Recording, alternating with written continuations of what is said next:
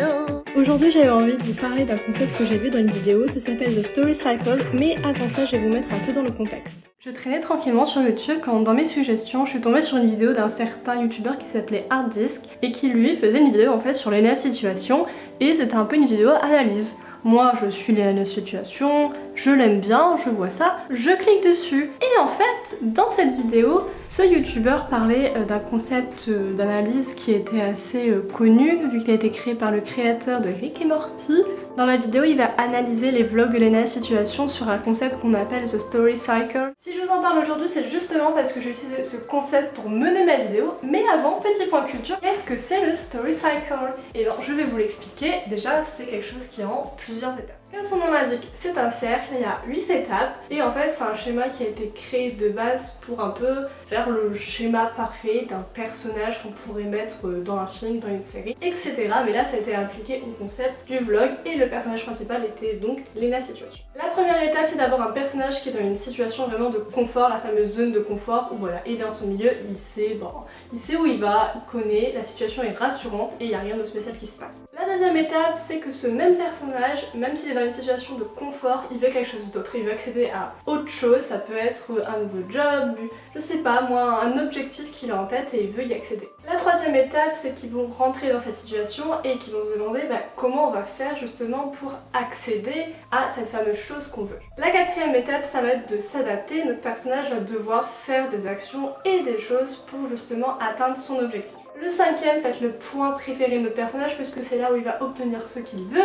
Le sixième, c'est là en fait où il va devoir payer un prix pour ce qu'il vient d'avoir. C'est-à-dire qu'il a dû fournir des efforts, faire quelque chose de spécial pour obtenir ce qu'il voulait. Septième étape, c'est là où en fait l'histoire se calme un peu et notre personnage va retourner un peu au début de la boucle vu qu'il va retourner à peu près dans une situation calme, sympathique. Il aura eu ce qu'il veut et il retourne à sa petite routine. Et enfin, le dernier point de ce cercle, le huitième donc, c'est là où le personnage, après toute cette aventure, revient changer. C'est un nouvel homme, une nouvelle femme. Il a fait son histoire, bravo, félicitations. Si aujourd'hui j'utilise ce schéma là dans ma narration, c'est pour un but bien précis. C'est qu'en fait depuis le début de ma chaîne, donc quasiment 3 ans, j'ai toujours voulu faire des vidéos vraiment hyper montées, parler de plein de trucs. Et en fait, j'ai une réalisation il y a quelques temps le soir, je me suis posée, je me suis dit mais en fait, les 3/4 du temps, c'est pas ce que je fais, les 3/4 du temps je fais juste un vlog tout simple, où il y a du montage certes, mais pas autant que j'aimerais. Et en fait c'est dernièrement quand j'ai fait des animations plus poussées, enfin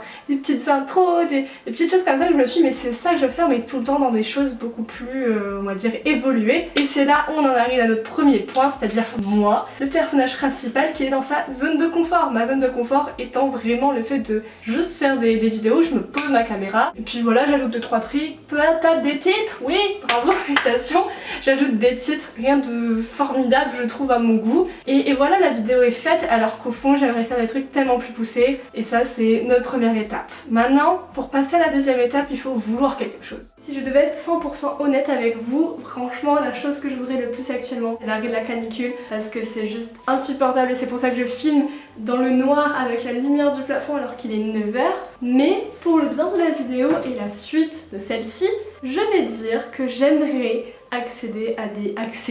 produire du contenu beaucoup plus qualitatif et qui demande plus de temps, de création, d'investissement de ma part, et c'est ce que j'espère faire avec cette vidéo là. Avec tout ça on arrive au point 3 de notre cercle et c'est là où les problèmes arrivent, c'est-à-dire comment je vais faire et surtout, et ça c'est un truc qui me travaille dans ma tête parce qu'évidemment je pense à tout le truc extérieur, c'est-à-dire comment faire ça mais en fonction de mon propre style. Parce que évidemment des vlogs, il y a des gens sur YouTube qui ont posé les bases des vlogs et dans ma tête j'ai deux inspirations. Évidemment on a Lena Situation parce que Lena Situation vraiment la base, mais j'ai aussi un autre youtubeur qui lui n'est pas en France, c'est Casey Neistat, il est incroyable, j'ai aussi Peter McKinnon, enfin il y a tellement de gens talentueux sur YouTube et forcément qu'on le veuille ou non, c'est des gens, ça nous influence un peu, ça nous inspire et forcément on a un peu ce schéma de cut, de ça, de ci, de ça, de machin, et j'aimerais faire ce processus là mais en me basant sur moi et comment je le fais moi. Alors évidemment c'est moi dans la vidéo, je dis beaucoup moi, ça fait très narcissique. En même temps je me base sur un schéma qui existe déjà,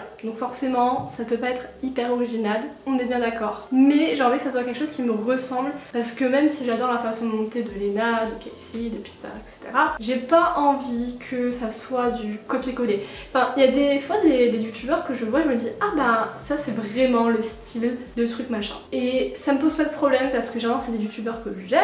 Revoir ça, ça me dérange pas trop. Mais dans ma tête, je me dis c'est le style 2 et je me dis pas c'est son montage à elle. Et ça je trouve ça dommage et j'ai pas envie qu'on se dise ça de moi parce que j'ai envie d'avoir mon propre style et pas qu'on se dise ah bah tiens on a copié le style de machin que c'est moins bien. Attention, on peut passer à l'étape 4 et évidemment pour m'adapter et moi qui ai parlé de choses originales juste avant, je vais prendre ma caméra de vlog qui évidemment, disons tous ensemble, le G7X, la caméra que personne n'a évidemment.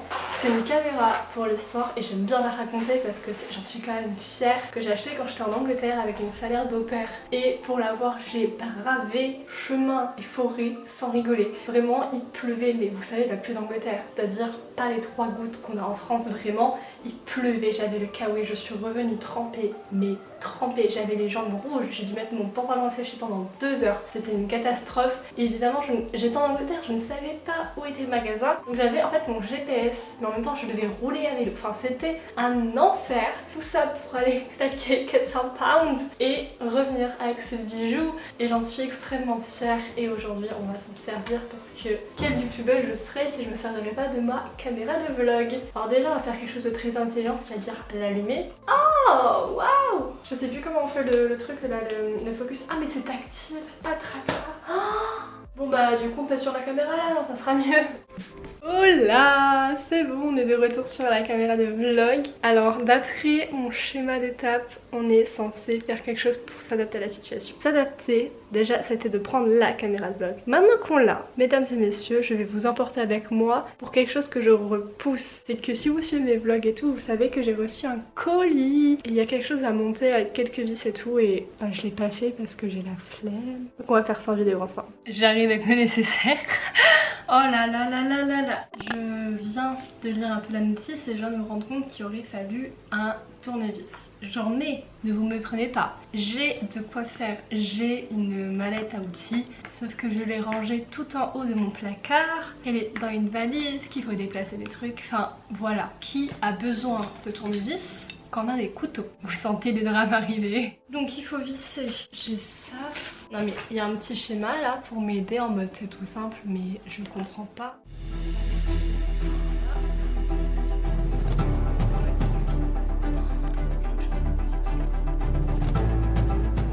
Oh mais qu'elle est forte. Donc en gros il y en a une qui se met dedans, une à l'extérieur. Donc celle qui se met à l'extérieur, celle-ci là.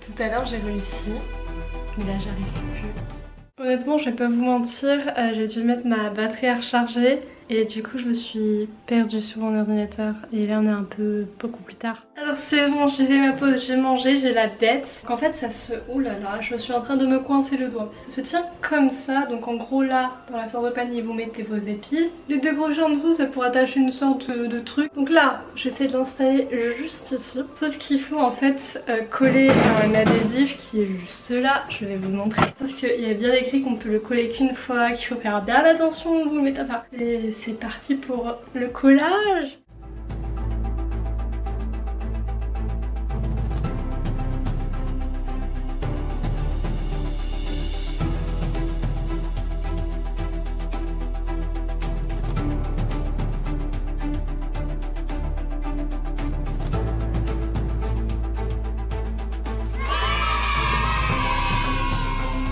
Le dernier truc, on dirait une baguette. Hop, on met ça là. Maintenant, on est à l'étape 5 et ça, c'est l'étape qui vous concerne entièrement vous puisque c'est l'étape obtenir ce que vous voulez. Et pour ça, j'ai besoin de vous, j'ai besoin de vos retours, j'ai besoin de voir vos commentaires, de voir si vous avez aimé la vidéo, etc.